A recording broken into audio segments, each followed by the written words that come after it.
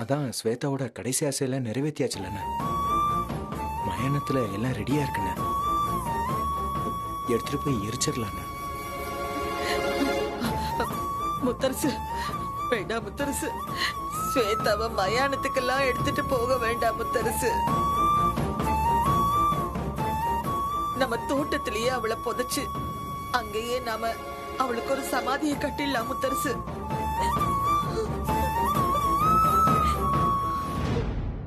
அதுக்கு நான் தினம் விளக்கேத்தி பூஜை பண்ணணும்னு ஆசைப்படுறேன். என் ஆசையை நிறைவேற்று முத்தரசு.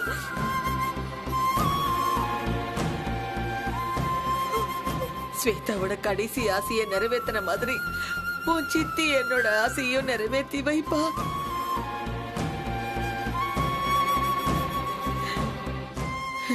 என்னப்பா யோசிக்கிற? உன் சித்திக்காக பண்ண மாட்டியாப்பா?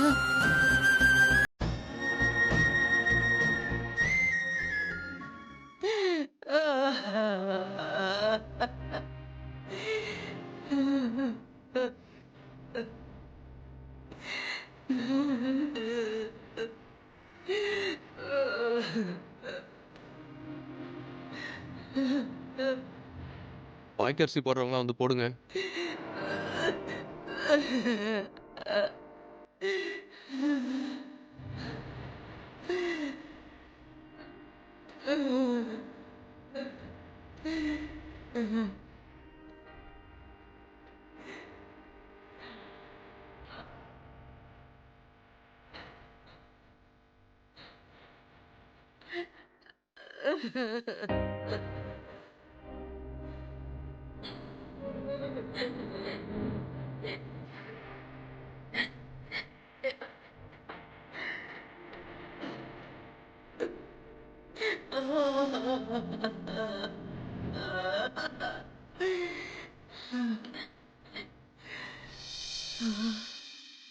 எல்லாரும் பாத்துட்டீங்களா? மூடிடலாமா?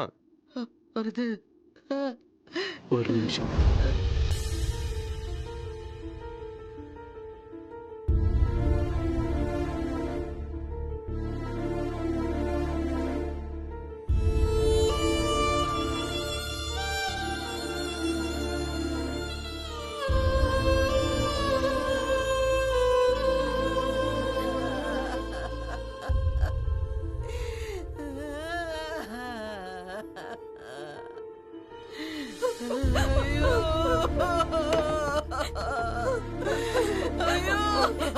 ஸ்வேதா, ஐயோ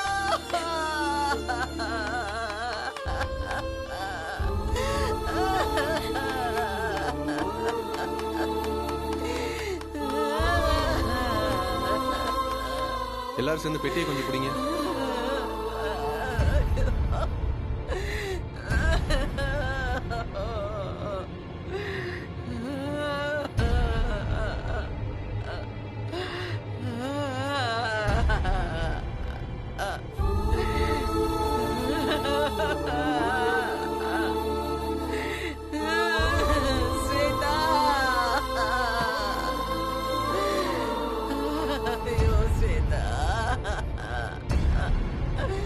எல்லாரும் வாங்க.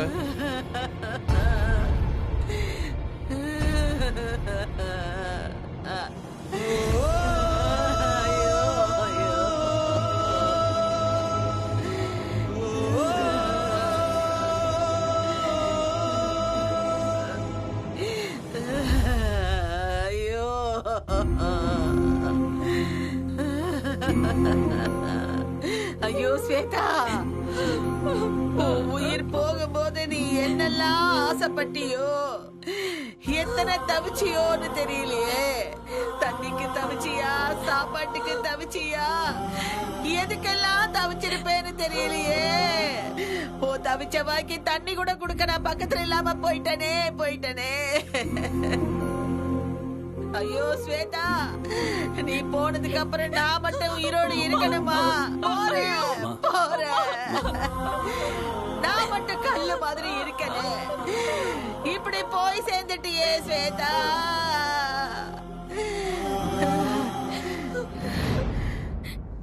அவ ஆசைய நிராசை ஆக்கினது பத்தாம இப்படி அவளையே மண்ணோடு மண்ணாக்கிட்டீங்களே. இந்த பாவெல்லாம் அவங்கள சும்மா விடுமா?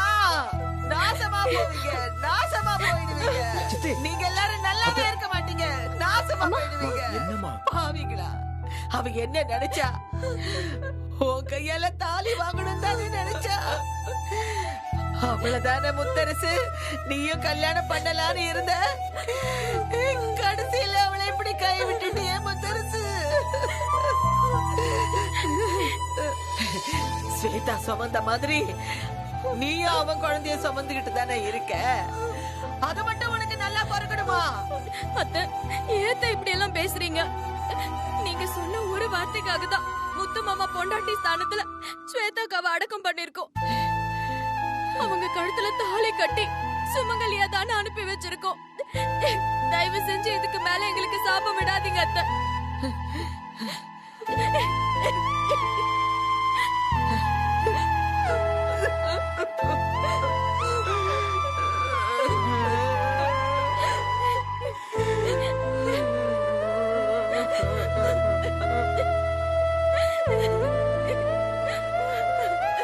வெண்ணிலா, அழுத வெண்ணிலா, சொல்றது கேளு, அழாத.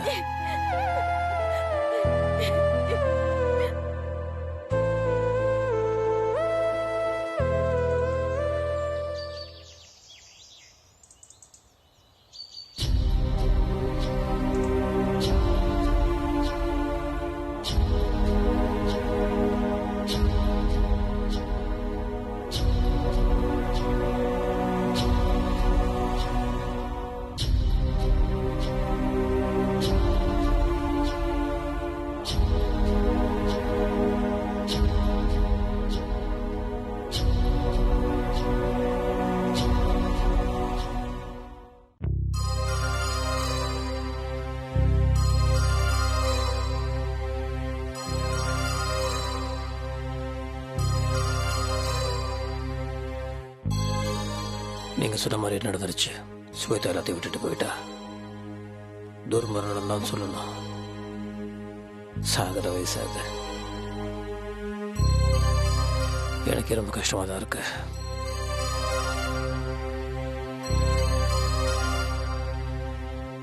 இப்போ என்ன பிரச்சனைனா, என்னோட குடும்பத்துக்கு ஏதாவது கெடுதல் வந்துருமோ, வெளியில் வயிற்றில் இருக்க குழந்தைக்கோ இல்லை ருத்ரா உத்ரா அவங்களுக்கு தான் ஆபத்து வந்துருமான்னு ஒரு மாதிரி பயமும் குழப்பமாகவும் இருக்கு. இதை பற்றி பேசுறதுக்கு நானே உங்களை நேரில் வந்து பார்க்கணும்னு நினச்சேன். நீங்களே வந்துட்டீங்க. ஆமா சாமி, ஸ்வேதாக்காக்கு செய்ய வேண்டிய இறுதி காரியங்களை ராமேஸ்வரத்துல வச்சு செஞ்சு முடிக்கலாம்னு நினைச்சிருக்கோம்.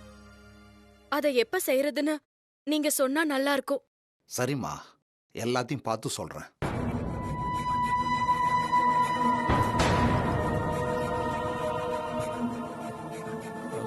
கார்த்தி அண்ணா, டேபிள். சரிண்ணா.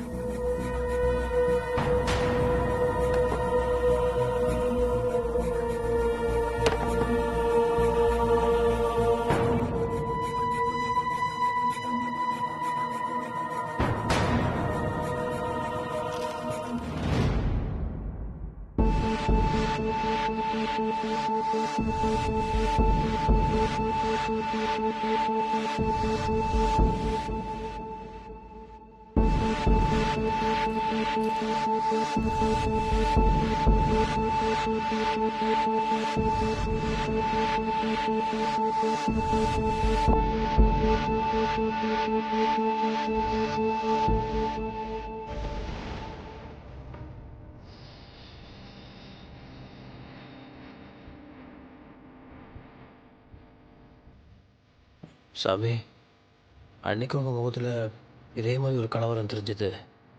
அதுக்கப்புறம் தான் இந்த மாதிரி ஒரு கெட்ட விஷயம் நடந்துருச்சு. இப்போ உங்கள் முகத்தில் அதே மாதிரி ஒரு கலவரம் தெரியும் போது அதை பார்க்கும்போது எனக்கு கொஞ்சம் பயமாக இருக்கு. என்ன நடக்கும் சொல்லுங்களேன். அது இல்லை தம்பி, இது வரைக்கும் நான் எத்தனையோ பேருக்கு இப்படி சோலி உருட்டியிருக்கேன். ஆனால் சோழிகள் 3 தடவையும் இப்படி குப்புற விழுந்ததே இல்லை. சோழியை திரும்ப திரும்ப உருட்டியும் குப்புற விழுகுதுன்னா இது மிகப்பெரிய கெட்ட அறிகுறியாக தான் என் மனசுக்கு படுது.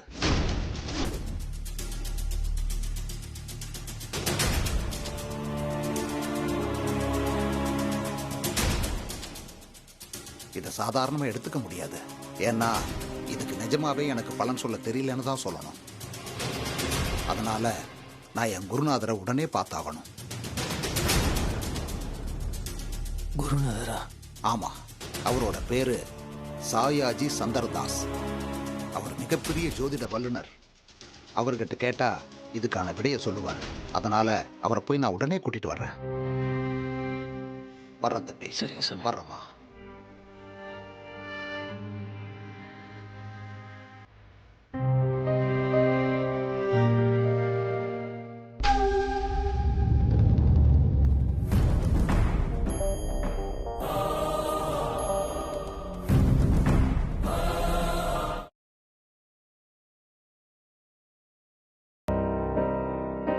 உத்ரா, நம்மள சுத்தி என்ன நடக்குதுன்னே தெரியல. எல்லாமே கெட்டதாவே நடக்குது. ஏன் அப்படி சொல்ற? பின்ன என்ன? கார்த்திக் சித்தப்பாவை ஜெயிலுக்கு புடிச்சிட்டு போனாங்க. கடலால நம்மள இழுத்து கொல்ல பாத்துச்சு. மந்திரவாதி வரை நம்மள கடத்திட்டு போயிட்டான். அதுக்கப்புறம் திருவிழால வெண்ணிலாமா வயித்துல இருக்கிற பாப்பாவுக்கு ஆபத்து வந்துச்சு. இப்ப என்னடானா இந்த ஸ்வேதாவும் செத்து போயிட்டாங்க. அதனால எல்லாருமே கவலையா இருக்காங்க. அதுக்கு சோலி போட்டு பார்த்ததுல எல்லாமே தப்பு தப்பா வருதுங்கறாங்க. நடக்கிறதெல்லாம் பார்த்தா எனக்கு ரொம்ப பயமா இருக்கு. இங்க பாரு ருத்ரா, எல்லாமே மனசுப்படி நடக்கும்னு அந்த பனியார பாட்டி சொல்லிருக்காங்கல்ல. நீ எதுக்கு அப்படி கெட்டது நினைச்சிட்டு இருக்க? நல்லத நினைச்சா நமக்கு நல்லதான் நடக்கும். அப்படி நினைச்சாலும் மனசுக்கு பயமா இருக்கே. இந்த ஜோசியர் சோலை போட்டு பார்த்தாங்கல்ல, அந்த மாதிரி நம்மளும் ஏதாவது பண்ணலாமா?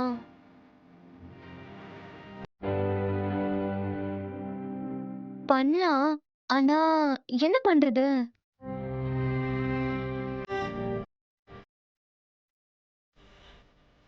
ஒண்ணு பண்ணலாம், சீட்டு எழுதி போட்டு பார்க்கலாம். இல்லனா அப்போ போட்டு பார்க்கலாம். அப்புறம் 2 விரல ஏதாவது மனசுல நினைச்சுக்கிட்டு ஏதாவது ஒண்ணு தொட சொல்லலாம். ஒத்திய ரெட்டியா பார்க்கலாம். அப்புறம் கண்ணு மூடிக்கிட்டு குங்குமம் வட்டம் போடலாம். ஏதாவது ஒண்ணு பண்ணலாம். நான் வேணா அந்த குங்குமம் வட்டம் போட்டு பார்க்கட்டுமா? சரி, நான் போய் குங்குமம் எடுத்துட்டு வரேன்.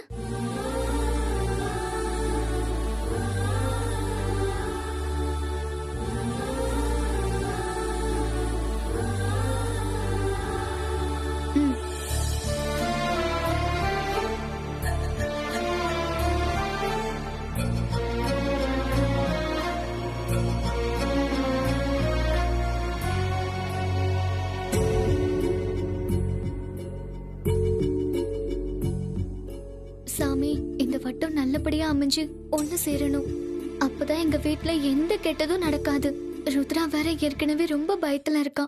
நல்லபடியா இந்த வட்டம் ஒண்ணு சேரணும்.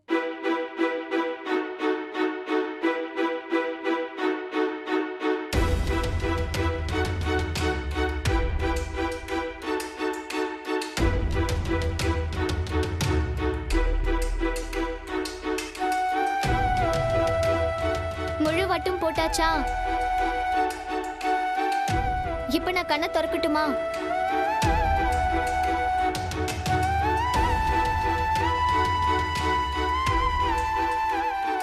வட்டம் சேர்ந்துருச்சுல, கண்ணை திறக்கவா? இப்ப கண்ணை திற.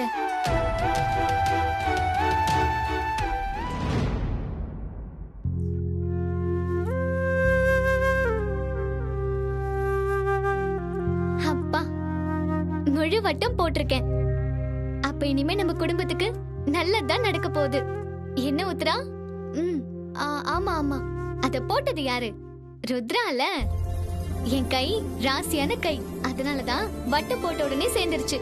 இதே நீ போட்டிருந்தா கண்டிப்பா சேர்ந்திருக்காது. ஆமா ஆமா, கஷ்டம்தான். நான் வட்டம் போட்டிருந்தா சேர்ந்திருக்காது. ஐயோ, ருத்ரா போட்ட வட்டம் சேரலையே. ஏன் இதுக்குன்னு ஒண்ணும் புரியல. கடவுளே, இந்த குடும்பத்துக்கு எந்த கெட்டதும் நடந்துடக்கூடாது. நீதான் பாத்துக்கணும். அப்பா, அம்மா, அம்மா வயித்துல இருக்கிற குட்டி பாப்பாங்க, அத்தை, மாமா, சித்தப்பா, சித்தி, நானு, ருத்ரா எல்லாருமே நல்லா இருக்கணும். நான் உன்கிட்டயே வேண்டிக்கிறேன்.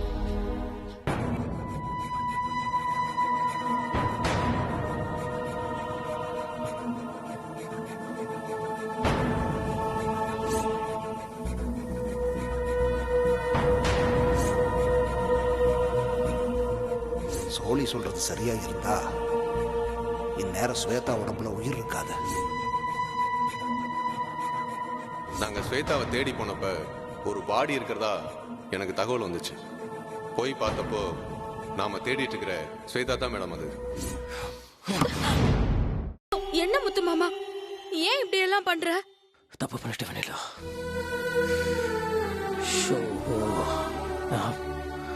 நான் அவ கழுத்துல தாலி கட்டினவளை ஏமாத்தி அவகிட்ட நான் பொய் சொல்லிட்டேன்.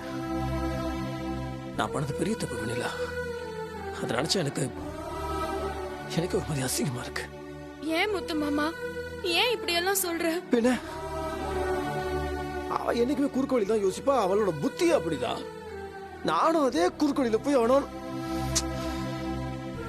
நம்ம வச்சு கழுத்து எடுத்துட்டேனே. நீ வேணும் நான் பண்ண, அதுவும் என் வயித்துல இருக்கிற குழந்தைங்களை காப்பாத்துறதுக்காக தானே அப்படி பண்ண. எனக்கும் நம்ம குழந்தைங்களுக்கும் ஆபத்து தீரணும்னா ருத்ரா என் வயித்துல கை வச்சா அந்த ஆபத்து நீங்கும்னு சொன்னாங்க. அத தெரிஞ்சுக்கிட்டு அந்த குழந்தைங்களை கொண்டு வந்து தரேன், என் கழுத்துல தாலி கட்டுங்கன்னு ஸ்வேதா அக்கா கண்டிஷன் போட்டாங்கல்ல, அது தப்பு தானே முத்து மாமா? அதனால தானே வேற வழி இல்லாம நீ இப்படி பண்ண. ஸ்வேதா பண்ணது தப்புனா நான் பண்ணதும் தப்புதான்.